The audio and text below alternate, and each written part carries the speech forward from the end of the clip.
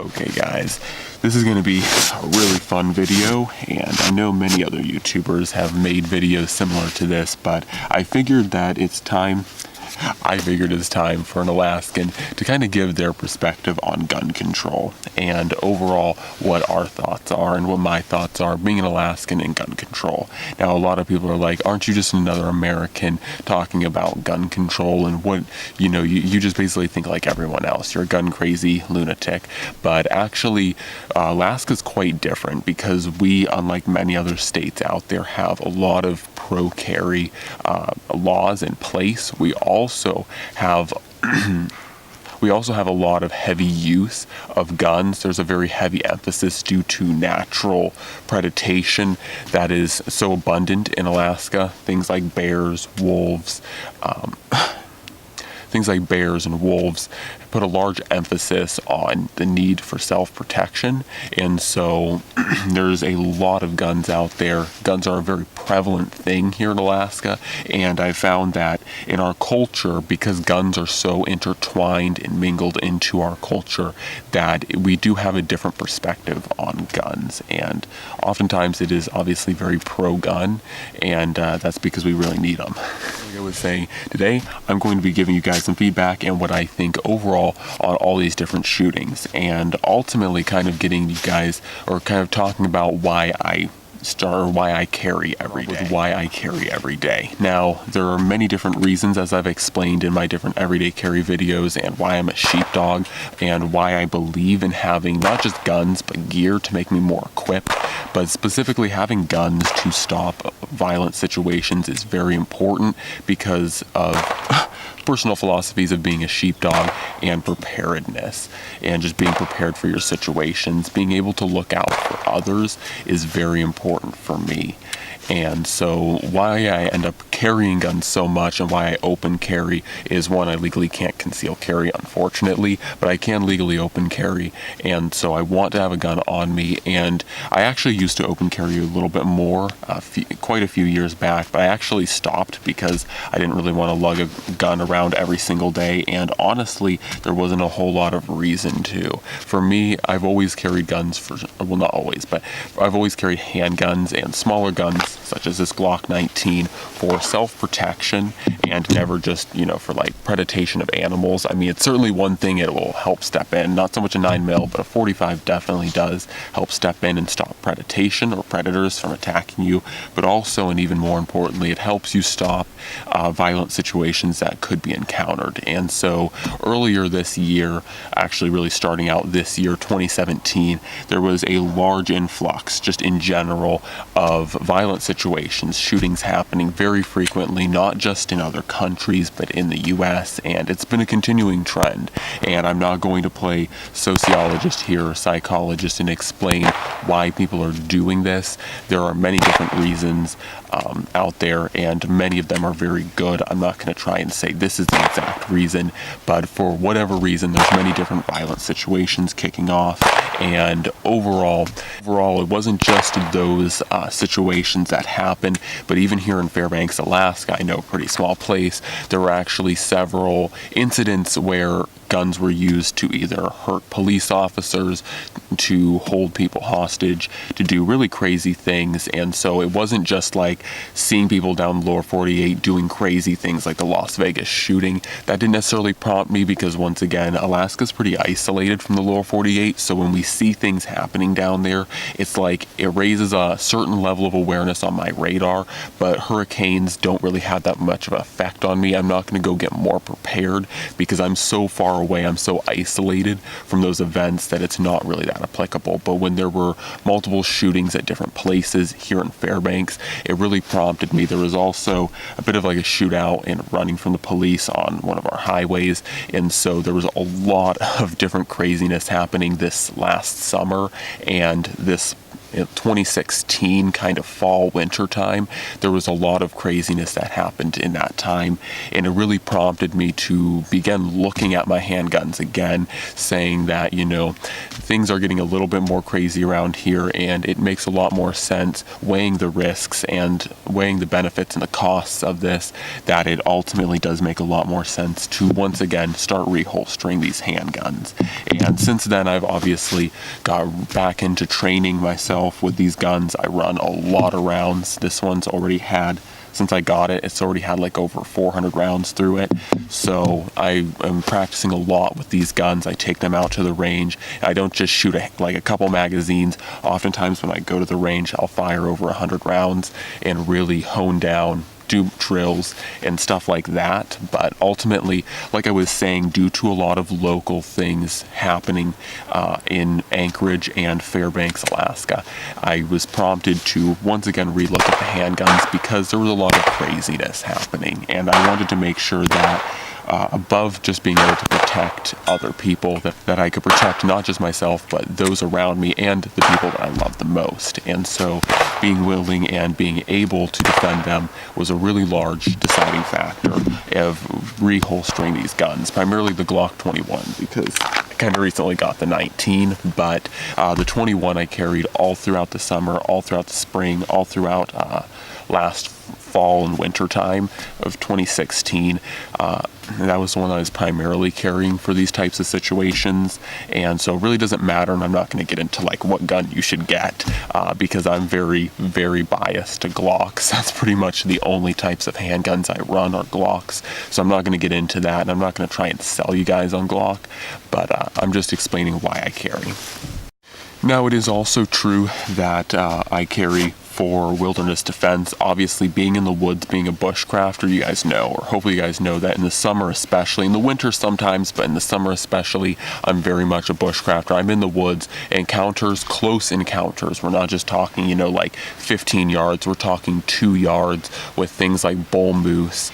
I've never actually got that close to wolves because wolves are very hard to get close to, and same with bears. Most predators are actually very hard to get very close to, but you can hear them, you know they're around you, you can see their tracks, and so it's nice to have guns that can help defend you from them. That was a certain level of playing into this that was a certain factor playing into the want to carry, but primarily it was that. And as far as gun control goes, as I've probably already made it quite clear, I'm obviously anti-gun control of any type, backing the NRA, and I'm going to get into the NRA here in a little bit, but ultimately, I'm very pro-gun, and really, I think as a country with all these types of shootings, we do need to start to assess the risk of the amount of shootings that are happening and why we need to start moving toward arming people, or just being an armed and practiced people. Now, I'm not saying everyone needs to go out and get a handgun, and not everyone needs to be flamboyantly carrying their AR-15 down the street.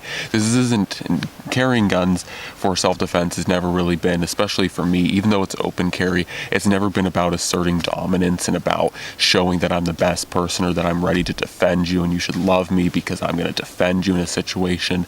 That's never what it's been about. And so please don't try and go buy an AR, strap it on you, and carry it everywhere you go because you want to make a point to some would-be terrorist that you're going to defend yourself against them. But I would recommend a push towards more people really getting into firearms, really training with them, and getting acquainted with them. This is another reason why I've been kind of prompted here of late to do more reviews of guns, especially handguns, because I want to start providing my own takes on these options for self-defense and for carry. And so I want to start putting out videos like that so you guys can make better choices when it does come time. Hopefully you guys supporting guns would buy a firearm for your own protection. And as we've consistently seen, especially with the last shooting at the church in Texas, that it really does prove positive to have a knowledgeable person with a firearm can cause a lot of great. It can really help stop the situation. And oftentimes a lot of people come out and roll out and say that the violence just needs to stop and need to ban all guns because that would help alleviate these situations. And most times it really wouldn't, because there are many different situations where guns haven't been used used. And I don't want to get too regurgitation here of just telling you guys what you already know, but ultimately, really, we need to sit down as an American people and remember that we were founded for the three primary rights to life, liberty, and the pursuit of happiness or property. And when you begin to see a large influx of people wanting to take our three primary American U.S. constitutional rights away, that it's really important that we as a citizenry need to step up and begin to assume the role of protecting other people's rights, because these are rights that are uninfringible. These are things that people are not allowed to come up on and start infringing on you without serious repercussion. And I think here in America, we've become such a reactionary culture that we've forgotten the fact that these are the three rights that each and every U.S. citizen has. These are the things that they have with them being a U.S. citizen. And so when you see people infringing upon it, it's time that we take actions as smart and responsible U.S. citizens to start protecting our own rights. Those are our rights each and every one of us has, and those are the rights that everyone around us has. And we need to make sure that we assert that and that people know that without a doubt. And I think one of the primary ways at this point, it's regressed so far that one of the primary ways that we can assert that or make sure that people, especially outsiders, realize our rights is to use and bear arms. And I'm not saying that we need to get crazy and that, like I said, we need to just be carrying our AR-15s around on our shoulders ready to just stop everyone. It doesn't need to be a flamboyant show, but it needs to be more present, and we need to stop the whole running around trying to ban guns and hoping that will solve the situation, because at this point, in all honesty, it doesn't solve the situation. And if you look at it in places, I like to look at Alaska personally, because once again, Alaska is such a gun-rich environment. There's so many guns here. There's so many people who carry guns, but yet you don't see a lot of violence, especially with guns, committed here in Alaska. And the reason why is because when everyone's armed, the person who wants to cause trouble, who wants to attack, has to think twice before they actually do it, because the probability of them getting attacked back is much higher here in Alaska than it is in a place like California or New York. And so you run into a lot more trouble in those types of places, in those environments, because they lack that protection. Anyways, guys, hopefully you've kind of enjoyed this look at my personal stance for firearms, why I started carrying, because I actually originally started carrying and then kind of stopped carrying for a period of time, like for around 2 or 3 years. I actually stopped carrying and now I'm back to it. And I wanted to really give a reason of why I've kind of picked it back up. I know many of you guys don't really know that, but personally, as far as an everyday carry goes, I stopped, but I really wanted to pick it back up because I feel that we really need to, as an American people, be more prepared. We need to be more responsible, and we need to really assert our rights and show that we're not going to be taken over. And one of the greatest things you can actually do, not to say once again that you should go out looking for trouble, but as a responsible, trained, armed citizen, one of the best things you can do is be in one of these situations, use your firearm to stop the situation, because it's at that point that the media can't get a hold of the mass attack or the shooting and use it for their free will, because they have to show the facts. They have to show the proof that it is in fact that guns do stop that violent threat, whether that violent threat is a vehicle, a knife attacker, an armed attacker of some gun. Guns stop those types of people.